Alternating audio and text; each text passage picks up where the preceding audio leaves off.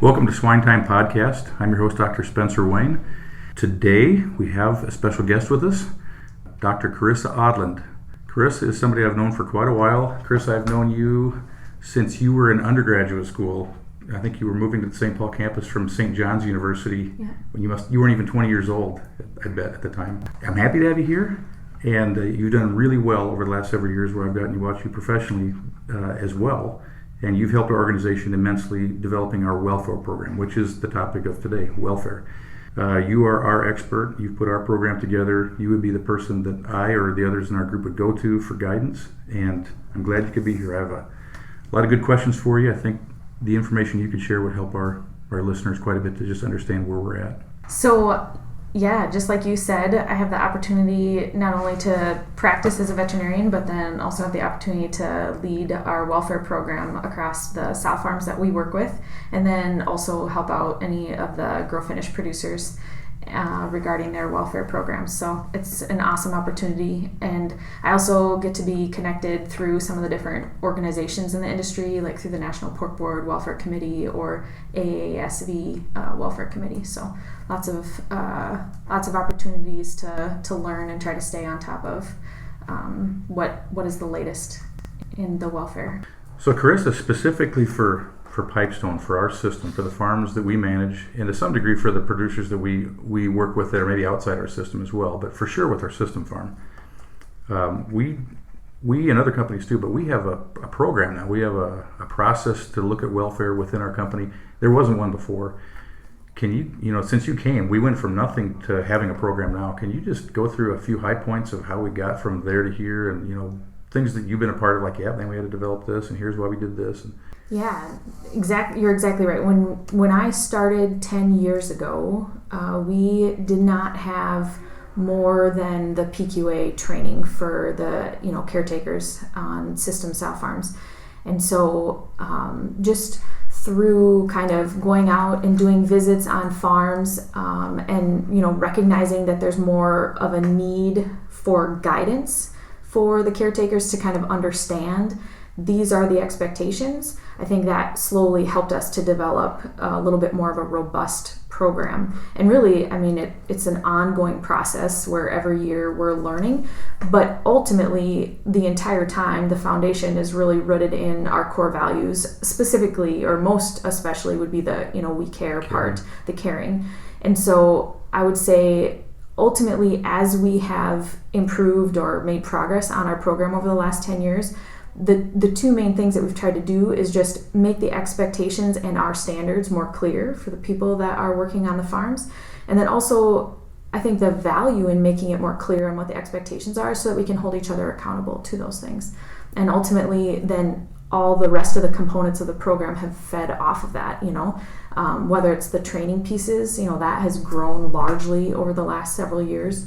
And then also we do what we would consider internal audits, where we have someone from the Pipestone team go out and meet with each of the farms. That can be anywhere from 6 to 12 times a year, and they're just looking at those most important components of our welfare program every time they visit the farm.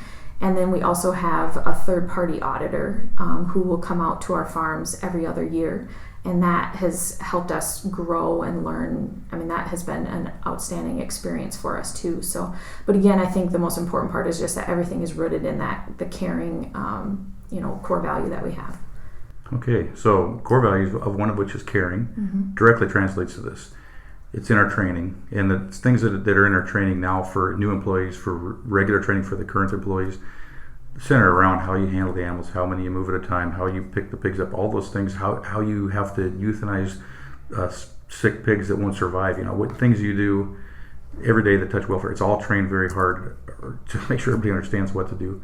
That's one thing you touched on there. The other thing is we have a person that basically goes to the farms unannounced, shows up and says, the things look right or not. And if they don't look right, the farmer gets scored. And if they're scored poorly, they don't. I'm trying to think of there's penalties on the farm, loss of bonus potentially, disciplinary action. Those, it's policed.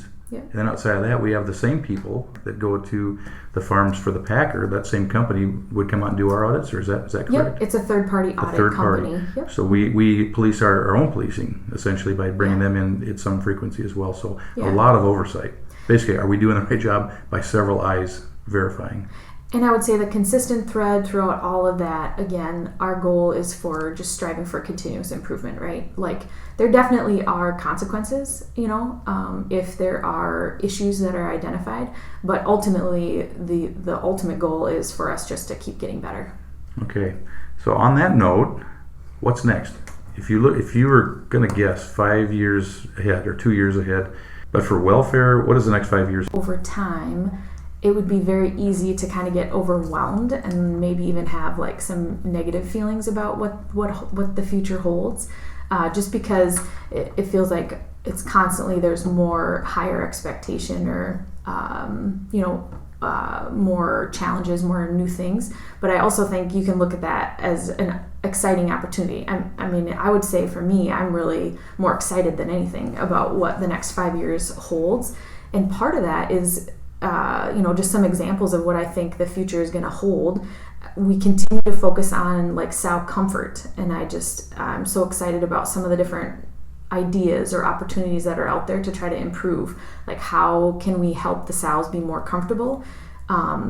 We've heard a lot in the industry about pain management, specifically for pigs, but also for the sows. I think that is really exciting, and I think that there's more opportunity for us to learn, and then ultimately for us to be able to execute and implement some of the different tools that might be available to us.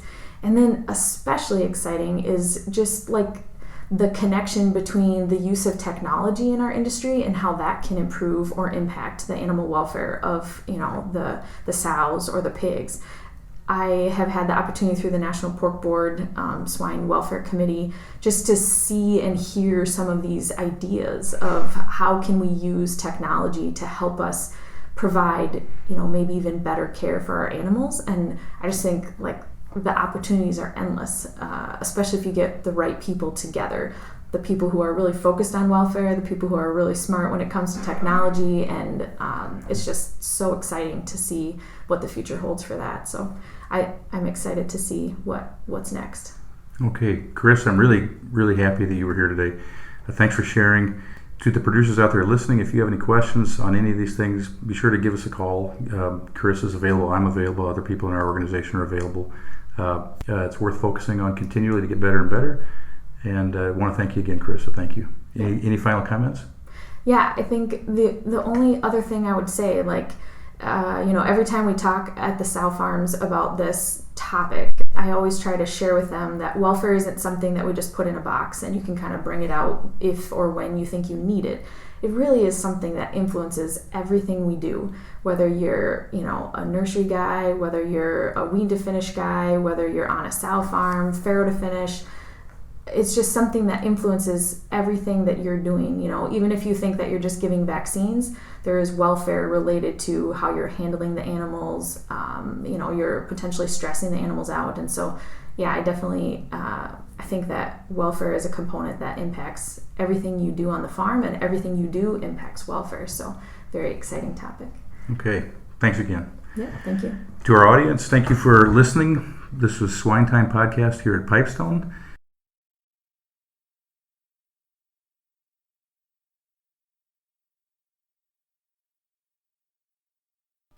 This podcast can be found if you search. Invite you to tune in next time. Spotify, or the Google Play Store music app. You should be able to search under Swine Time. Search under that. Published by us here.